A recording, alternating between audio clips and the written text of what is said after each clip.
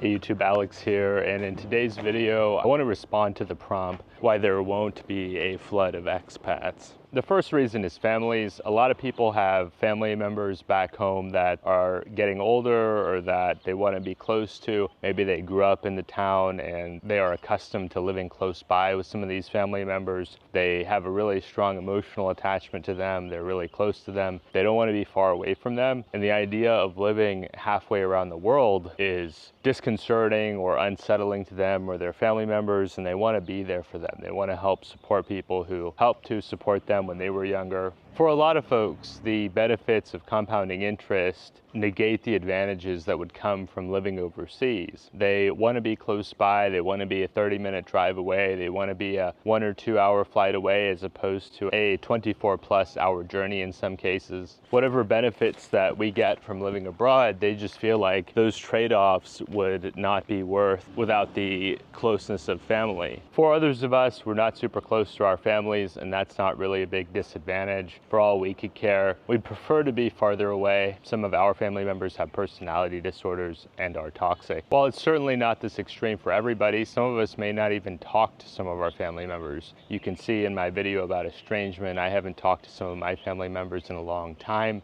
and it's been the best decision for my mental health and well-being. So that was number one. The top reason there won't be a flood of expats is that a lot of people do still want proximity to their families. The number two point is economics. I recently read a study that said that 40% of Americans could not afford a $1,000 emergency. If a person cannot afford a $1,000 emergency, then they're unlikely to be able to afford a $1,000+ plane ticket. For some people, maybe they didn't save a lot at their last job, maybe they couldn't save a lot. For people who are struggling financially, I can't imagine them becoming expats. People are consistently talking about the rising cost of living in America, and for those who are struggling to get by in America, their problems aren't going to necessarily be solved by coming overseas. In some ways, America can be a hard place to save money because while the salaries can be high, your living expenses are generally also quite high. I don't know anybody in America paying less than $1,000 per month for rent, and that's just the start of things. That doesn't get into transportation costs like car payments or food bills. So it's very expensive to live in the US, and it can be hard for a lot of people to have the extra left over to be able to take that currency somewhere else where it goes a lot farther.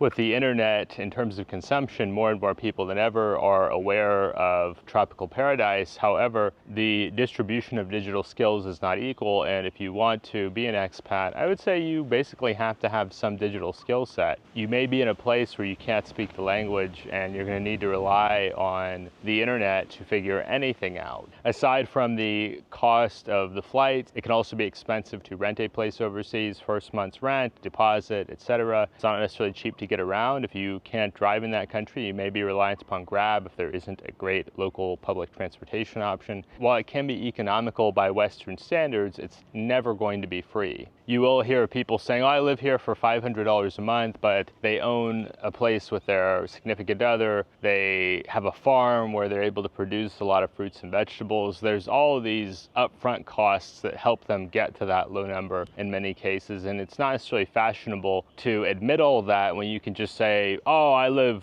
for $500 a month in the cheap Olympics, when most people aren't going to be able to get their expenses down to that number. Living like a local can be quite affordable. Most of us would not be comfortable living like a local person. We want to have air conditioning. We want to have Western food on occasion. We want to be able to go out with our friends. We want to be able to do different activities that would not fall into a local person's budget, or the local person may have some cheaper alternatives to some of these activities. 3 is healthcare. For some of us, we have certain health concerns that necessitate us staying in a certain location. We're working with a certain specialist. We need access to certain kinds of medication that are unique to our illness. And we don't feel comfortable with the idea of living overseas for a long period of time away from these healthcare providers. We may be reliant upon family members or friends or neighbors to help us out. And we're worried that if we're far away from that support network, that if something bad befalls us, we're not going to be able to respond. And it does happen. There are expats that go to another country,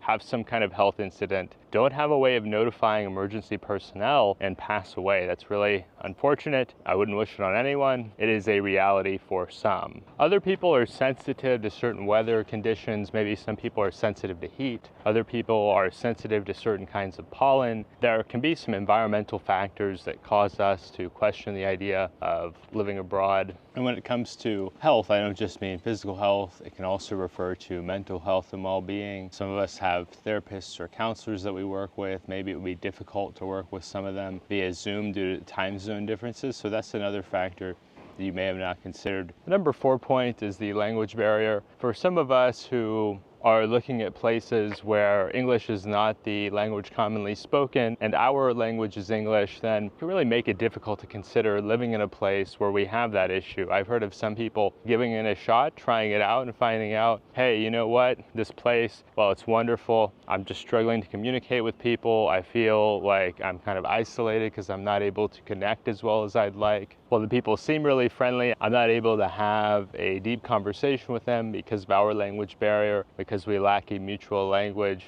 There are places you can go to get around that or to alleviate that, but I've found that as the level of English rises, so does the expense, that the places with the most English tend to be among the most expensive.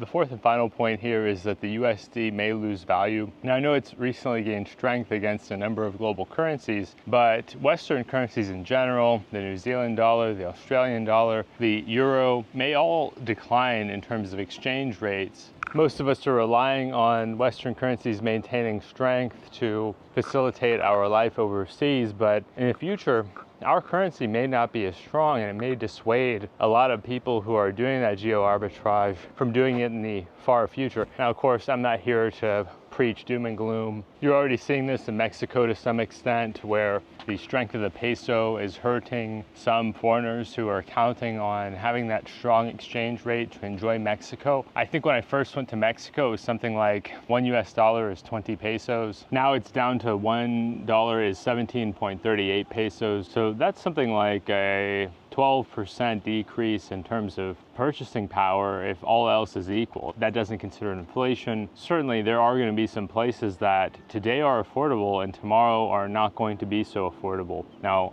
once again, I'm not here to predict which places those are. I'm not here to give financial advice, but I think that for some people who think about moving overseas, some of these places may lose their affordability factor. If the US dollar loses global reserve currency status, that may mean a lot of dollars come back to America and strongly reduce the purchasing power of US dollars, in which case costs could increase dramatically, no longer making it a deal to live overseas. Now, I'm not saying that will or won't happen. This has been 5 reasons why there won't be a flood of expats in the future. Let me know what you think down below in the comments. Do you think any of these reasons will stop people from wanting to live overseas, try to become an expat? Give us a thumbs up to help boost us in the algorithm. Subscribe to the channel down below if you want to see more content like this, and we'll see you next time.